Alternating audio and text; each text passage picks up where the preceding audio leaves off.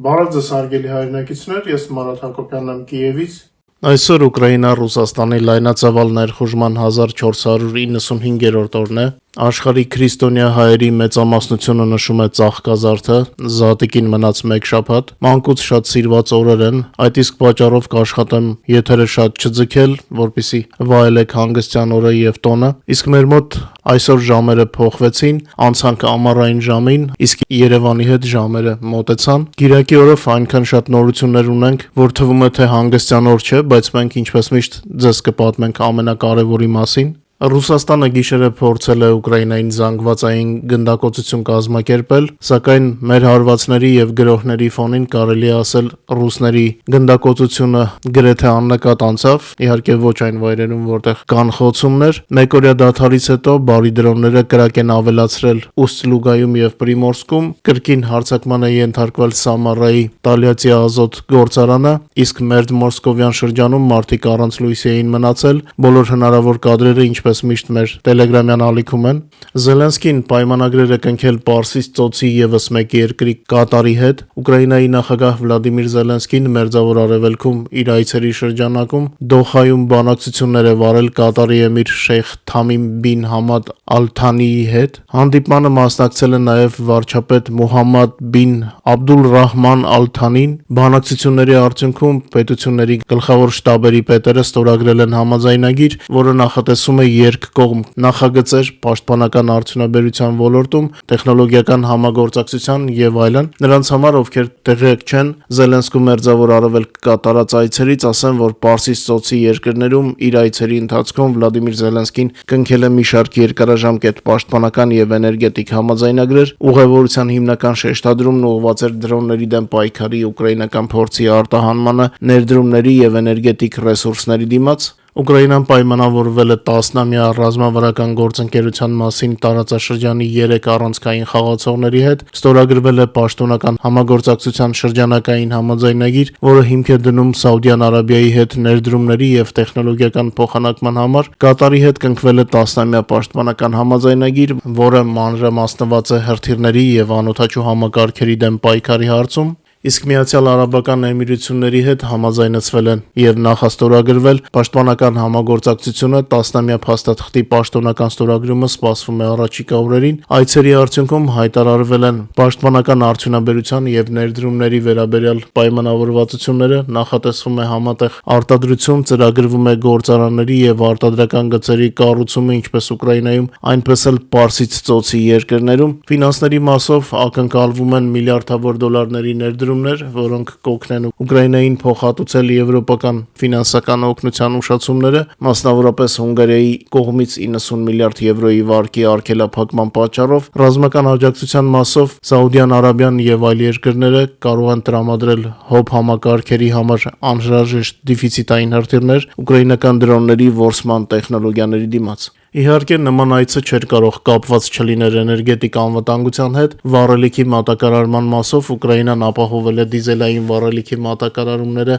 1 տարվա համար, ինչը կրիտիկական նշանակություն ունի պաշտպանության ուժերի համար ներքին շուկայում առկա դեֆիցիտի պայմաններում։ Երկարաժամկետ պայմանագրերի մասով երկրների առաջնորդները քննարկել են բնական գազի ապագա գնումները եւ վառելիքի պաշարների ստեղծումը։ Ինչ վերաբերում է Ուկրաինայի դրոնային էքսպերտիզայի արտահանմանը, Ուկրաինան արդեն ավելի քան 200 ռազմական փորձագետ է ուղարկել տարածաշրջան, օգնելու պաշտպանվել իրանական հարձակումներից Մերձավոր Արևելքում ընթացող պատերազմի համատեքստում։ Ես երեկվա եթերում արդեն ասացի, որ այս այցը լարվածություն է ստեղծում որոշ գործընկերների մոտ, բայց մենք լուծում ենք մեր խնդիրները եւ ոչ մեկի քմահաճույքներին չենք նայելու։ Մենք պատերազմում ենք մի երկրի դեմ, որը շատ նենգ է եւ մեզանից մի քանի անգամ մեծ է, որտեղ կուտակված են սովետական սպառազինության զգալի պաշարներ, այդ թվում հավանաբար դեռ մնացել է միջուկային զենք։ Իհարկե մենք արդեն ի վիճակի ենք կանխել ամենաբացասական զարգացումները կանխարգելի չարվածներով, ինչը անում ենք, մեր լսարանը դրա վկան է, բայց պատերազմը ռեսուրսատար է եւ մենք պետք է գտնենք այդ ռեսուրսները մեր ժողովրդի եւ ռազմաճակատի համար։ Իսկ այն գործընկերներին, ովքեր հիմա խանդով են վերաբերում մեր քայլերին, ասենք, որ մենք ոչինչ չենք խլում գործընկերներից, մենք լրացնում ենք հակադրոնային պաշտպանության չյուրացված հատվածը, մինչդեռ Ամերիկան խնդիրներ ունի սովորական հակահրթիռային եւ ռազմավարական միջոցների հետ, ամերիկյան բանակը գրեթե ամբողջությամբ սպառել է ռազմավարական նշանակության հրթիռները Իրանի դեմ գործողության ժամանակ, Իրանի հետ պատերազմի ընդամենը 4 շաբաթվա ընթացքում Ամերիկան արձակել է ավելի քան 850 տամահավք թևավոր հրթիռներ, ինչը մտահոգություն է առաջացնում ամերիկյան զինվորականների մոտ պաշարների արագ սպառման պատճառով։ Զելենսկին բազմաթիվ բանակցությունների ժամանակ Թրամփից խնդրել էր տամահավկերի մատակարարում, մեզ չտվեցին, իսկ եղած պաշարները անխնավատնեցին։ Մենք իհարկե արդեն ստեղծել ենք մեր հրթիռները, բայց ժամանակը չի սպասում։ Այնինչ մենք կարող էինք անել եւ լուծել հարցեր անցյալ տարի Ռուսաստանի տարածքում, հիմա ստիպված ենք լինելու անել մեր հրթիռների եւ դրոնների հաշվին այս տարի եւ միգուցե եկող տարի, եթե ինչ որ բան մնա։ Հրթիռներ չտրամադրելու եւ օգնությունը դադարեցնելու փաստով անուղղակի գործողություններով Սպիտակ տունը օգնում է Ռուսաստանին ժամանակ տալով մտածելու եւ գործելու համար։ Եթե մենք արագ չգործեինք, իրավիճակը կարող էր աղետալի լինել մեզ համար։ Արդարության համար պետք է ասել, որ Սպիտակ տան քաղաքականության մասին ասվածը վերաբերում է ոչ միայն Թրամփին, այլև Բայդենին։ Նրանք հավանաբար տարբեր դրդապատճառներ ունեին մեզ տամահավկեր չտրամադրելու համար, բայց էությունը եւ արդյունքը նույնն է։ Փոխանակ անցյալ տարի ոչնչացնեինք ռուսական հիմնական ռազմական կարողությունները, ստիպված ենք լինելու անել հիմա։ Ցավոք հաստատվել է նաև Սաուդյան Արաբիայում Իրանի կողմից ամերիկյան ռադիոլոկացիոն ինքնաթիռի խոցման լուրերը, սա բավականին զգալի կորուստ է։ Ամերիկան ունի ընդամենը 16 նման ինքնաթիռ, իհարկե հիմա փոխարինող կա, բայց Ամերիկայի հոբ խնդիրները ակնհայտ են եւ ցավոք դա տեսնում են նաև Ռուսաստանում, իսկ Թրամփը փոխանակ Պուտինին զրկի միջոցներից դեռ շարունակում է խաղեր տալ, փաստացի վնասելով Ամերիկայի շահերին։ Այս թեմայով ավելի մանրամասն խոսել եմ երեկվա եթերում, ով չի տեսել, նայեք, եթերեր, բայց կարևոր։ Իդեպ Իրանը փորձել էր Զելենսկու այցի ֆոնին երևի թե հակառեկլամ կազմակերպեր դեզինֆորմացիայով իբր խոցել են ուկրաինական մասնագետների գտնվելու վայրը Մերձավոր Արևելքում, բայց ինչպես Պուտինի շատ հաղորդագրություններ, նույնն էլ Իրանի շատ հաղորդագրություններ պարզապես դեզինֆորմացիա են։ Իրանը չունի նման հնարավորություն խոցելու այն վայրերը, որոնք պաշտպանվում են ուկրաինական զինվորականների կողմից, եւ որքան արագ ուկրաինական պաշտպանությունը տարածվի գործընկեր երկրների օդում, այնքան արագ այդ երկրները ավելի անվտանգ կդառնան։ Երեկի եթերի պատրաստումից հետո արդեն լրագրողները հարցեր էին տվել Զելենսկուն իմանալու համար նրա կարծիքը Ռուբիոյի ճիքերի մասին, ով նախորդին Զելենսկու հայտարարությունը անվանել էր սուտ։ Ես ցույց տվեցի միայն այսբերգի գագաթը։ Զելենսկին պատասխանել է Ռուբիոյի մեղադրանքներին սարկազմով։ Ուկրաինայի նախագահը հերքել է ԱՄՆ պետքարտուղար Մարկո Ռուբիոյի մեղադրանքները ստի վերաբերյալ եւ եւս մեկ անգամ հաստատել, որ Վաշինգտոնից Կիևին անվտանգության երաշխիքներ տրամադրելու պայմանը ուկրաինական զորքերի դուրսբերումն է Դոնբասից, ինչն այսօր հանդիսանում է պատերազմի ավարտի պայմանը։ Զելենսկին նաև հասկացրել է, որ ինքը չի հնչեցնում այն ամենը, ինչ ասվում է բանակցությունների գործընթացի ժամանակ։ Մեջբերեմ, գիտեք, ինչպես ասում են, այսբերգի մեծ մասը չի երևում։ Հավատացեք, ես ցույց եմ տվել փոքր մասը, ասել է Ուկրաինայի առաջնորդը։ Նախագահի խոսքով բանակցությունների ժամանակ ուղղակիորեն հնչում են ազդանշաններ, որ Ուկրաինան չի կարողանա ստանալ անվտանգության երաշխիքներ ոչ մինչև հրադադարը, ոչ մինչև պատերազմի ավարտը։ Իսկ այն բանից հետո, երբ մեր զորքերը դուրս գան Դոնբասից, ինչը պատերազմի ավարտի պայմանն է, հենց նման ձևաչափով մենք կկարողանանք անվտանգության երաշխիքներ ստանալ Միացյալ Նահանգներից, նշել է Զելենսկին, ինչը պարզ է ուկրաինական կողմից մերժվում է։ Ընդհանրապես պարզ չէր, ինչի մասին էր խոսում Ռուբիոն։ Զելենսկին հիշեցրել է, որ ինքը բազմիցս նշել է Թրամփի հետ զրույցում եւ ոչ միայն, որ ուկրաինական կողմը ցանկանում է ստորագրել անվտանգության երաշխիքների մասին համաձայնագիրը մինչև պատերազմի ավարտը, սակայն Վաշինգտոնում պատասխանել են, որ դա կարող է տեղի ունենալ միայն պատերազմի ավարտի պահին։ Ամերիկյան կողմը նույնիսկ չի համաձայնել նրան, որ անվտանգության երաշխիքները ստորագրվեն հիմա, բայց ուժի մեջ մտնեն արդեն պատերազմի ավարտից հետո, հավելել է Զելենսկին։ Ինձ թվում է Ռուբիոն կամ ինչպես ծաղրանքով նրան արդեն անվանում են Ռուբլիոն, մտածելու բան ունի։ Լավ խոսք կա, չէ, ասում են երբեմն ավելի լավ է ծամել, չէ՞ որ Ամերիկայում ծամոնի պակաս չկա։ Իդեպ հասարակ ամերիկացիները նորից դուրս են եկել Թրամփի քաղաքականության դեմ, դե ոչ ոք չէր հանգիստ հանդուրժելու այս քաղաքական դիլետանտիզմը։ Ես կարծում եմ, որ նույնիսկ մեկ օր անց չարժեր պատասխանել Ռուբիոյին ճիշտն ասած, բայց լրագրողական հետաքրքրասիրությունը արեց իր գործը, իսկ մենք հիմա ունենք Ուկրաինայի նախագահի խոսքերի հստակ ձևակերպումը եւ հիմնավորումները։ Ձեր էկրաններին տեսնում եք ամերիկյան ցույցերը։ Իրոք բազմամարդ էին, իսկ ռազմաճակատում ռուսական օկուպացիոն զորքերը շաբաթ օրը մարտի 28-ին փորձել են ճեղքել Ուկրաինայի զինված ուժերի պաշտպանությունը Զապորոժիեի ուղղությամբ, հարձակումը իրականացվել է զրահատեխնիկայի զանգվածային շարասյան աջակցությամբ, սակայն ավարտվել է լիակատար ջախջախմամբ։ 65-րդ առանձին մեքենայացված բրիգադի մարտիկների եւ հարակից ստորաբաժանումների համակարգված գործողությունների արդյունքում ոչնչացվել է թշնամու 10 միավոր զրահատեխնիկան, հակառակորդի հետևակը նույնպես կորուստներ է կրել գրոհի ժամանակ եւ չի հասել դիրքերում ամրապնդվելու նպատակին։ Օկուպանտների մնացած ուժերը ստիպված են եղել նահանջել, չհասնելով առաջադրված խնդիրներից ոչ մեկին։ Ուկրաինացի մարտիկներն ընդգծել են, որ թշնամու նահանջը ուղեկցվել է խուճապով, ընդ որում թշնամական ստորաբաժանումները անընդհատ մնացել են Ուկրաինայի պաշտպանության ուժերի կրակային վերահսկողության տակ։ Ընդհանուր առմամբ ռազմաճակատում Ուկրաինայի զինված ուժերը անցած օրվա ընթացքում ոչնչացրել են 1360 ռուս օկուպանտների եւ նրանց 2218 միավոր տեխնիկան եւ սպառազինությունը։ Այս մասին հայտնում է Ուկրաինայի գլխավոր շտաբը, հավելելով, որ թշնամու ընդհանուր կորուստները 22 թվականի փետրվարից ի վեր ըստ արձանագրված տվյալների գնահատվում են 1,295,830 օկուպանտ։ Մինչ մեր հաղորդման մյուս թեմաներին անցնելը խնդրում եմ օգտագործել YouTube-ի գործիքները մեր հաղորդման առաջխաղացմանը նպաստելու համար, խնդրում եմ լայքեք եւ եթե հնարավոր է կիսվեք մեր հեռարձակմամբ սոցիալական ցանցերում։ Հիշեցնեմ նաեւ, որ օրը 24 ժամ կարող եք տեղեկանալ Ուկրաինայի եւ Ուկրաինայի շուրջ նորությունների մասին մեր Telegram-յան ալիքից, QR կոդը ձեր էկրաններին է, իսկ ես իմ շնորհակալություն հայտնեմ ձեզ ամենօրյա աջակցության համար, ձեր լայքերով եւ հեռարձակումը սոցիալական ցանցերում տարածելով շատ եք օգնում, շատ շնորհակալ եմ ձեզ։ Ստեղծված քաղաքական իրավիճակում Կիևը բարձրացնում է քաղաքական հռետորաբանության աստիճանը Ամերիկայի նկատմամբ։ Թրամփի թիմը, եթե անադեկվատ է, ապա անադեկվատ է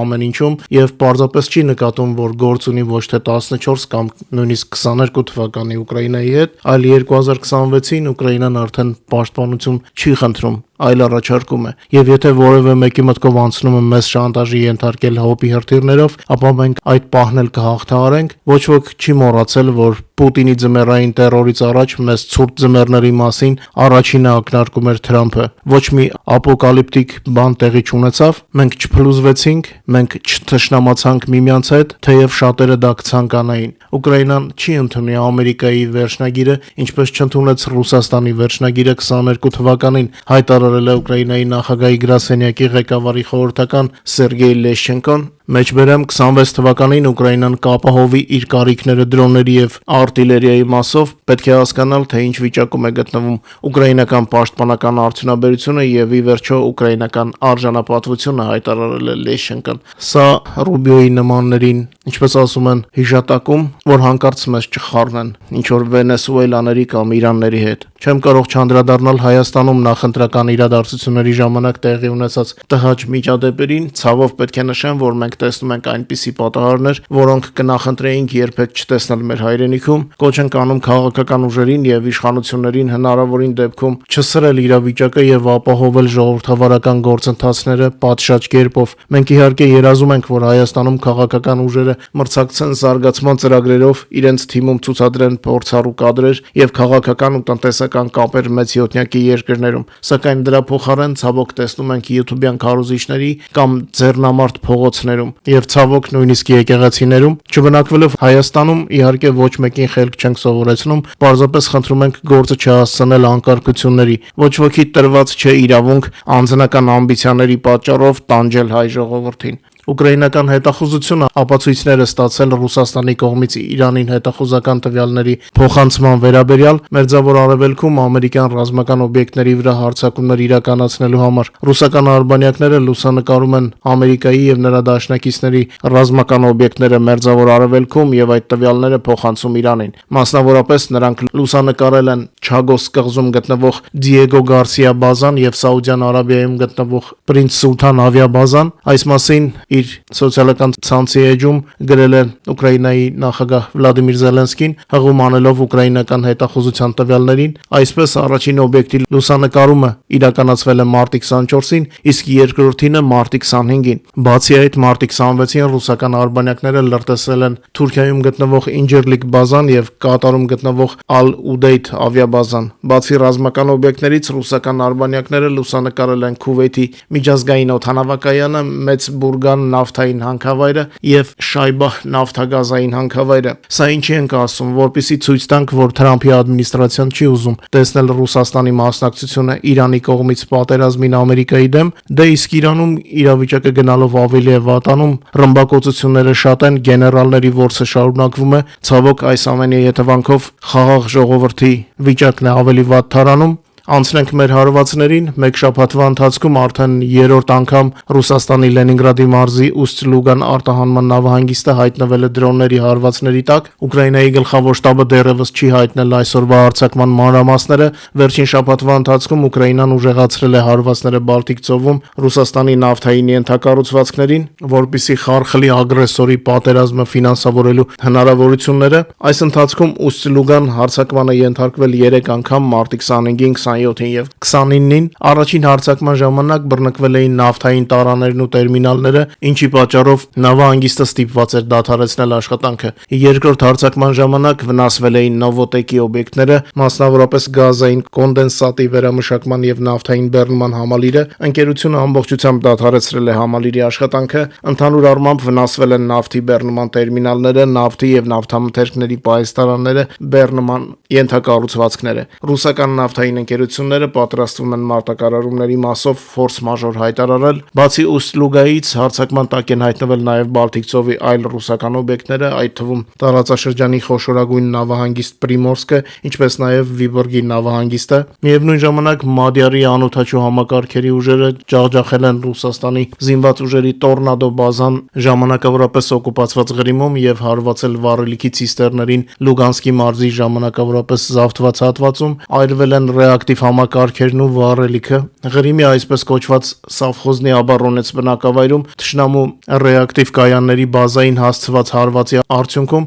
ոչնչացվել է միանգամից 3 Սմերչ Տորնադո S, ինչպես նաև դրանց լիցքավորող մեքենան, վառելիքի ցիստերները ոչնչացվել են Ուկրաինայի անվտանգության ծառայության հետախուզության հետ համագործակցությամբ Լուգանսկի մարզի ժամանակավոր զավթված Նավասվետլովկայի մոտակայքում։ Ի թիվս այլոց մարտի 29-ին հարձակում է տեղի ունեցել Ռուսաստանի Սամարայի մարզի Տալյատի ազոտ գործարանի արդյունաբերական գոտու վրա։ Այս ձեռնարկությունը կրիտիկական նշանակություն ունի Ռուսաստանի տնտեսության համար, այն արտադրում է քիմիական արտադրանքի լայն տեսականի։ Ընդհանուր առմամբ ռուսները բողոքել են բարի դրոնների գործողություններից Բելգրադի, Բրյանսկի, Վոլգոգրադի, Վորոնեժի, Կալուգայի, Կուրսկի, Լենինգրադի, Նովգրադի, Արիոլի, Պենզայի, Պսկովի, Ռոստովի, Սամարայի, Սարատովի, Սմոլենսկի, Տվերի, Տուլայի մարզերում, Մոսկվայի տարածաշրջանում եւ Կրասնոդարի երկրամասում։ Բոլոր հնարավոր կադրերում ու մանրամասները մեր տելեգրամյան ալիքում են, այնտեղ են նաեւ կադրերը Blackout-ի մերձ մոսկովյան քաղաքներում։